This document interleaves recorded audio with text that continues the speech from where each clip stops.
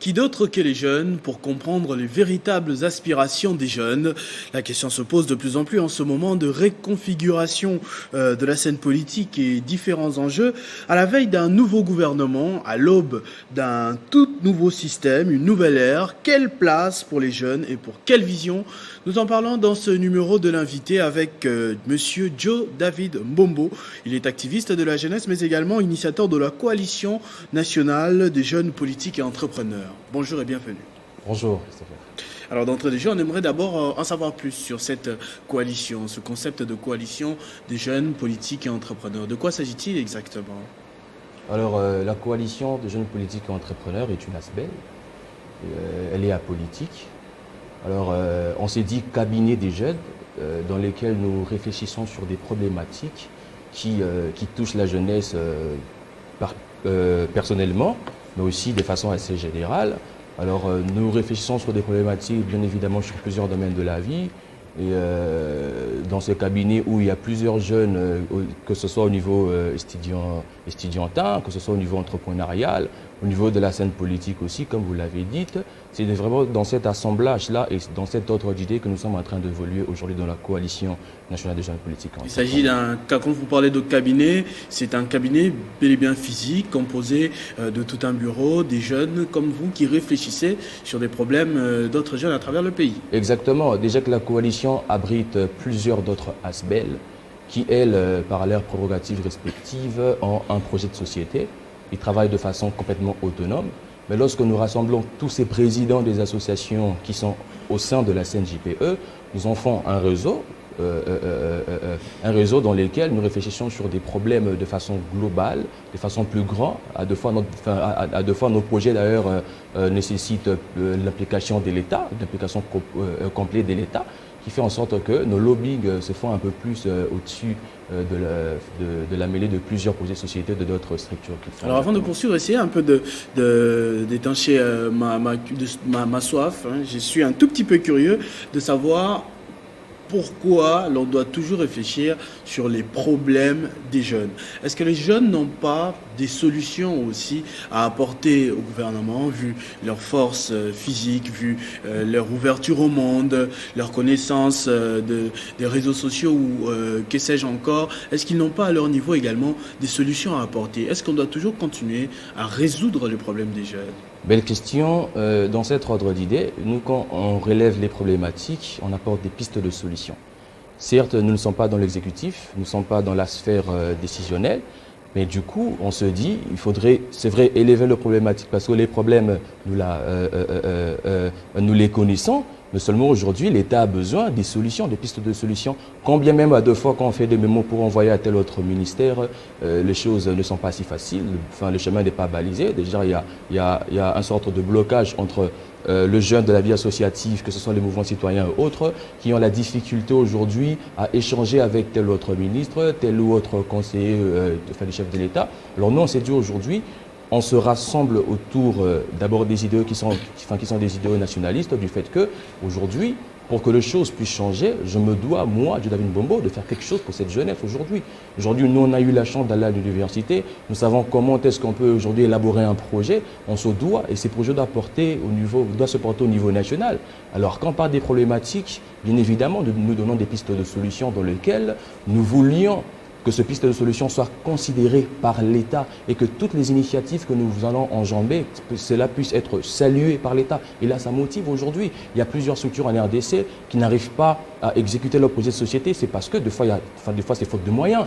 Mais des fois aussi, c'est parce que leurs initiatives, à deux fois, ne sont pas saluées. C'est dans cette optique-là que nous sommes en train de travailler de la coalition. Est-ce que vous adhérez donc à la thèse selon laquelle les jeunes en République démocratique du Congo sont combattus par qui que ce soit un conflit générationnel ou d'ailleurs un conflit interne entre jeunes ici en République démocratique du Congo, pour ne parler que de nous? Aujourd'hui, en fait, ce qui fâche la jeunesse, c'est que à deux fois, on la présente des choses dont elle n'a pas besoin, ou à deux fois, elle subit les décisions dans lesquelles elle pouvait participer.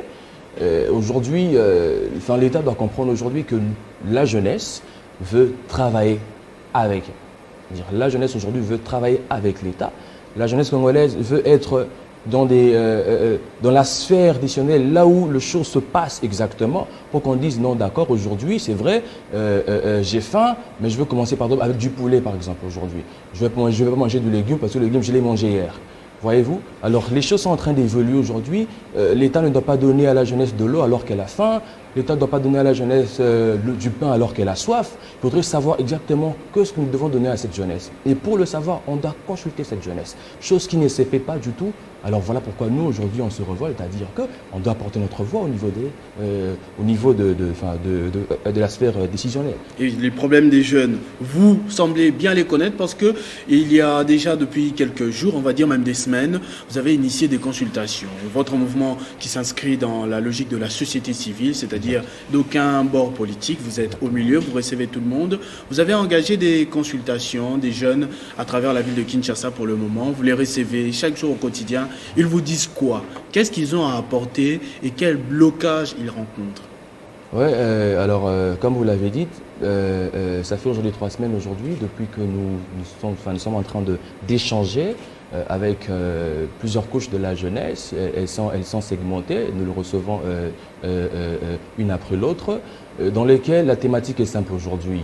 L'échange est basé sur, nous voulons apporter quelque chose dans l'épanouissement et la promotion de la jeunesse. Ça, c'est la thématique. Alors, nous échangeons sur la problématique qui est liée à l'épanouissement de la jeunesse. Pourquoi la jeunesse n'arrive pas à s'épanouir aujourd'hui? Et aussi sur sa promotion. Il faudrait savoir qu'aujourd'hui, en RDC, si la jeunesse n'est pas active, on aura beau crier changement, il n'y aura pas de changement. Il s'est fait que aujourd'hui, le gouvernement puisse avoir un très bon programme. Lorsque la jeunesse n'est pas active, lorsque la jeunesse n'est pas impliquée, elle ne s'intègre pas du tout. Alors du coup, ça fera en sorte que ce projet sera néant. Parlons du projet Kinbopet aujourd'hui. Le gouverneur de la ville a fait, c'est un bon projet, c'est un bon programme dans lequel ça pouvait marcher aujourd'hui. Mais aujourd'hui, la ville est toujours sale. Pourquoi? Parce que la jeunesse, elle ne s'est pas intéressée à ce programme. Mais si le gouverneur de la ville avait appelé les jeunes sur tous les secteurs, de façon segmentée, c'est-à-dire le gouverneur appelle par exemple les étudiants, il appelle les entrepreneurs, les jeunes politiques, à dire bon voilà, j'ai un programme pour vous aujourd'hui, certes c'est pour nous tous, mais je voudrais que vous me portiez. Portez-moi dans vos communes, parce que moi je ne peux pas venir balayer votre parcelle. Alors du coup, vous qui habitiez, essayez d'arranger ce projet à le marché. Mais je David Nouveau, c'est aussi ce que l'on reproche quand même à la jeunesse. Est-ce que pour que les jeunes vivent dans un environnement propre, il faut que le gouvernement vienne le dire, ou bien le jeune peut se prendre en charge à son niveau pour assainir son avenue, pour assainir son quartier, et sans avoir l'aide de qui que ce soit? Vous avez raison lorsque vous dites ça. En fait, moi aujourd'hui, je suis en train de marcher dans le petit coup. L'État attend beaucoup de la jeunesse. L'État attend beaucoup de la jeunesse. Et la jeunesse mais également. Aussi, la jeunesse attend beaucoup de l'État. Alors, lorsque l'État a un programme qui se dit au niveau national, elle se doit de venir parler avec cette jeunesse, l'impliquer. Auparavant, lorsque ça ne marche pas, qu'on dise, bon, ben voilà, ils ont fait ça sans nous. Nous, on ne savait pas. Certes, ils nous engagent au niveau de l'État, mais on se doit d'être informés. On se doit d'être bien informés aujourd'hui. C'est quoi la thématique qu'il y a dans ce projet? Qu'est-ce que nous, on peut apporter? Et si nous trouvons qu'il y a tel quoi qu'au niveau de la technicité, quel est notre apport, évidemment? On doit savoir. Parce que lorsque nous sommes impliqués, admettons que nous sommes dans un projet, moi et toi. Là, le projet nous engage nous deux. Lorsqu'on échoue, on va dire c'est Christopher et Dieu David qui ont échoué. Mais lorsque c'est un projet que toi tu portes seul à cœur, mais après, moi je ne suis pas intéressé dans lequel, du coup, tu vas porter seul la responsabilité de ce projet. Donc votre point de vue, d'après les consultations que vous avez menées, responsabiliser la jeunesse aujourd'hui. Pour le moment, la jeunesse est à côté en train de regarder, en train de citer les échecs à longueur de journée sur les réseaux sociaux. Tel a fait ceci, il ne devrait pas faire cela, tel a fait ceci, il ne devrait pas faire cela. Exactement. Et tout ça pourquoi? Parce que l'État a tendance à faire les choses sans elle. Aujourd'hui, on parle du gouvernement Ilukamba, d'où les ministres le moins âgés avaient 37 ans. Ça, c'est une insulte aujourd'hui à la jeunesse congolaise. Dans un pays où la jeunesse compose plus de 70% et dont nous avons les jeunes allant de 15 ans à 30 ans. Il paraît que la jeunesse, c'est un état d'esprit. Il y en a qui continuent de se revendiquer jeunes jusqu'à 50, 60 ans. Un état d'esprit, j'en disconviens pas. Mais il y a deux postes clés dans lesquels il faudrait un cerveau jeune. Parce que vous pouvez avoir un état d'esprit, là vous parlez bien de l'état d'esprit, mais lorsque vous avez un cerveau fatigué, qui aujourd'hui Tu es ministre, tu as un cerveau fatigué, tu n'as pas d'initiative. Tu prends des conseillers qui sont professeurs d'université, eux aussi n'ont pas d'initiative. La jeunesse ne se sent pas du tout concernée. Voilà pourquoi on les insulte à longueur de journée aujourd'hui. Parce qu'ils font tout sans nous. Et ça, c'est un problème qui doit être solutionné dans ce prochain gouvernement. Vous avez cité justement le gouvernement Ilunkamba qui est démissionnaire, avec un constat très amer, 37 ans, ministre le plus jeune. Quelles sont vos attentes par rapport au prochain gouvernement qui va arriver incessamment?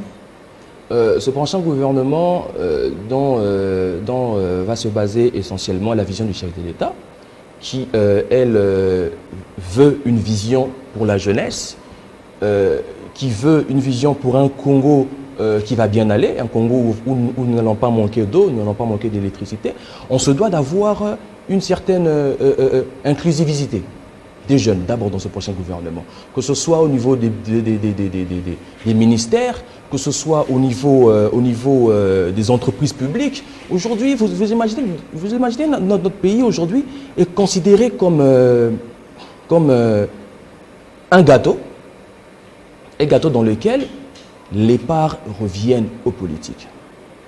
C'est-à-dire aujourd'hui, pour que vous puissiez être mandaté quelque part, vous devez répondre d'obédience politique. Aujourd'hui, pour que vous puissiez être conseiller dans tel autre cabinet, vous devez être d'une obédience politique. C'est malheureux aujourd'hui en RDC. Et comment ça va se passer pour la société civile? Vous ne voulez pas également... Pourquoi vous n'avez pas choisi d'adhérer carrément dans une formation politique? Parce qu'on voit que vous avez quand même une certaine notoriété. Les jeunes vous écoutent, les différentes structures à travers la ville vous écoutent. Vous l'avez prouvé lors de ces sessions de consultation. Pourquoi ne pas avoir adhéré tout simplement à une structure politique? Vous osez dans la société civile. Est-ce que vous pensez vraiment que vous allez vous retrouver là-bas, que vous pourrez plaider la cause de la jeunesse objectivement à partir de la société civile? Alors déjà, ce qui est bien aujourd'hui, on a un président qui n'est pas complaisant. On a un président qui sait comment écouter. On a un président qui sait se rendre compte du fait qu'aujourd'hui, je dois travailler avec des personnes qui vont réellement travailler pour le besoin du peuple congolais. Ça, c'est le 1. Et deuxièmement, aujourd'hui, dans ce genre de dans cette démarche-là, notre échange va aboutir à l'élaboration d'un cahier de charge. Un cahier de charge qui va comporter bien évidemment la thématique que je citais, l'échange sur l'épanouissement et la promotion de la jeunesse aujourd'hui, mais aussi sur tous les rapports de consultation qu'on avait eu à avoir avec toutes ces couches de la jeunesse. Ils vont y être serrés, des pistes de solutions, et aussi il y aura un rapport de consultation que nous remettrons lorsque nous aurons un formateur du gouvernement, lorsque nous aurons un Premier ministre. Bien évidemment que dans ce cahier de charge, cela va comporter des pistes de solutions de sortie de crise de plusieurs institutions de l'État, mais aussi pour une réclamation. Une réclamation qui est basiquement sur le ministère de la Jeunesse. Aujourd'hui, on ne peut pas avoir un ministre de la Jeunesse répondant d'une obédience politique. Pourquoi je le dis?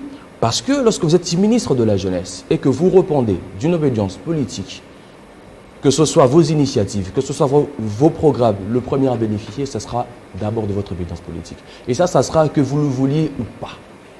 Nous voulons aujourd'hui, c'est même l'une des démarches que nous sommes en train d'entamer, que celui qui sera nommé ministre de la Jeunesse soit d'abord véritablement jeune. Deuxièmement, que ce soit un jeune de la société civile. Et ça, c'est un combat, ce n'est pas encore acquis.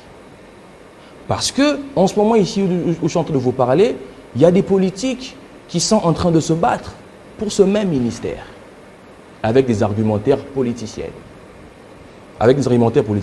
Alors du coup, nous, on se dit, on doit former un bloc dans lequel on va réfléchir sur comment est-ce que nous allons pouvoir arracher ce quota. D'où ces consultations. Et bientôt, on aura un canevas. Enfin, déjà, on a un canevas de travail. On a projeté une activité dans laquelle nous allons réfléchir ensemble. On a les cahiers de charges, on a notre rapport de consultation. On va se consolider, nous, entre jeunes. En attendant cela, ça va certainement arriver. Mais vous l'avez dit, vous n'êtes pas le seul à envier ce poste du ministère de la Jeunesse. Par vous, j'entends la société civile. Si les politiciens veulent ces postes, c'est pour un agenda. Vous l'avez également sous-entendu. Et si c'est la société civile, si c'est un jeune de la société civile plus précisément, qui a ces postes, ce sera pour en faire quoi exactement? Alors, vous savez, aujourd'hui, le mal avec notre pays, vous pouvez vous réveiller aujourd'hui demain devenir ministre, alors que vous n'avez jamais eu cette ambition. C'est un mal ou un bien? C'est un mal. Pourquoi? Parce qu'aujourd'hui, par exemple, je donne un exemple.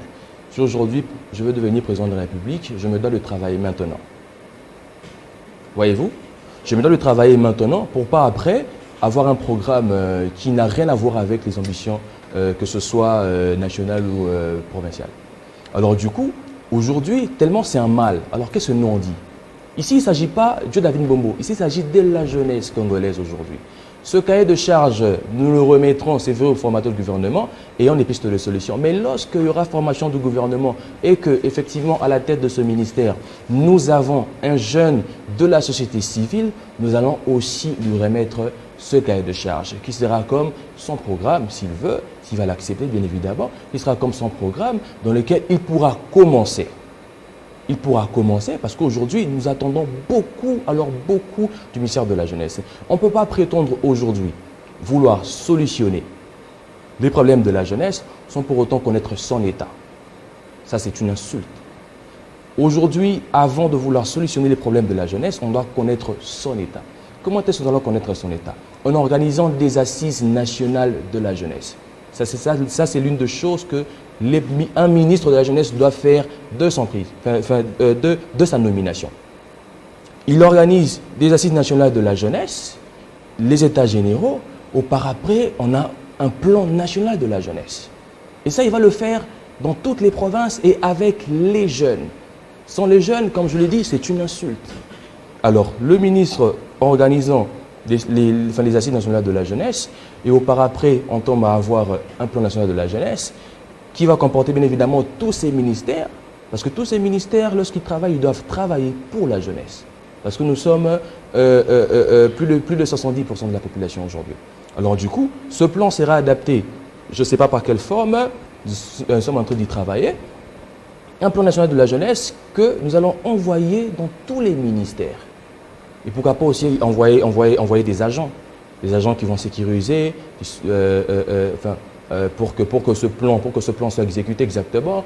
Par après, quand ça coince, le ministre a des rapports techniques dans lesquels il fera part au conseil des ministres.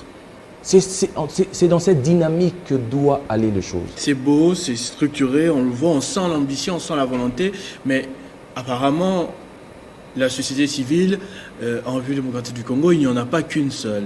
Et même au niveau de la jeunesse, on parle souvent des divisions. Il y a combien des sociétés civiles, des jeunes exactement? Et de quelle société civile vous êtes en train de parler là maintenant? C'est laquelle qui doit prendre les choses en main? Aujourd'hui, en fait, par les échanges que nous avons eu à échanger, j'ai consulté aujourd'hui les associations. Les associations qui ont des prérogatives assez différentes, des politiques différentes. Il y a des personnes qui vivent avec handicap, il y a des associations qui sont basées sur la délinquance juvénile. On a le Conseil national de la jeunesse, dont j'ai consulté leur président provincial, j'ai consulté tous les présidents communaux. Après, j'ai consulté aussi les étudiants, les coordinateurs des étudiants. J'ai consulté les coordinateurs des étudiants, ils sont venus en synergie. Et j'ai consulté aussi les mouvements citoyens qui eux aussi ont répondu en bien. Alors aujourd'hui, pour vendredi prochain, en fait, je vais consulter les confessions religieuses. Ça, c'est ce que nous sommes en train de faire. Déjà, dans ces 5 composantes, c'est déjà la société civile. Là, on parle de la jeunesse de la société civile. C'est déjà la jeunesse de la société civile. Alors, lorsque nous allons tous nous mettre d'accord sur un canevas de travail, d'ici samedi, et après projeter une activité le samedi en 8, où nous allons faire une déclaration ouverte avec toutes ces composantes dans lesquelles nous allons réclamer bien évidemment ce poste ministériel qui doit revenir à la jeunesse de la société civile pour impartialité. Et si le gouvernement était formé avant le samedi en 8 de votre programme, est-ce que vous avez des garanties, vous avez des entrées, vous avez une source proche du président de la République qui vous dit qu'il va attendre que vous arriviez jusqu'au bout de votre démarche avant de se décider? C'est vrai que le temps étant pas notre ami, c'est vrai, j'ai des entrées dans lesquelles j'ai fait vraiment le suivi. Quand est-ce qu'on aura l'informateur du gouvernement? Quand est-ce qu'on a un Premier ministre? Le gouvernement peut sortir quand? Tout ça, en fait, ça se passe, c'est vrai, à la présidence de la République, mais j'ai quand même une entrée dans lesquelles, des fois, je pose des questions pour savoir comment est-ce que nous allons nous organiser pour être dans le temps et à l'heure. Merci beaucoup, Joe David Mbombo. Je rappelle que vous êtes l'initiateur de la Coalition nationale de jeunes politiques et entrepreneurs, un activiste de la jeunesse. Vous menez en ce moment même des consultations avec toutes les franges, toutes sortes de jeunes ici à Kinshasa, mais d'autres qui viennent également à travers la République, la diaspora, un peu partout. Vous intéressez aux problèmes de tous les jeunes congolais et au bout de votre démarche, vous composerez un cahier de charges à soumettre aux formateurs du prochain gouvernement de Félix Tshisekedi, le deuxième gouvernement de son mandat, le tout premier, et pour une bonne cause pour la jeunesse. Exactement. Merci également à vous, fidèles téléspectateurs, d'avoir suivi ce nouveau numéro de l'invité sur Télé 50. Restez fidèles au programme de cette chaîne. Vivez heureux, vivez 100 ans.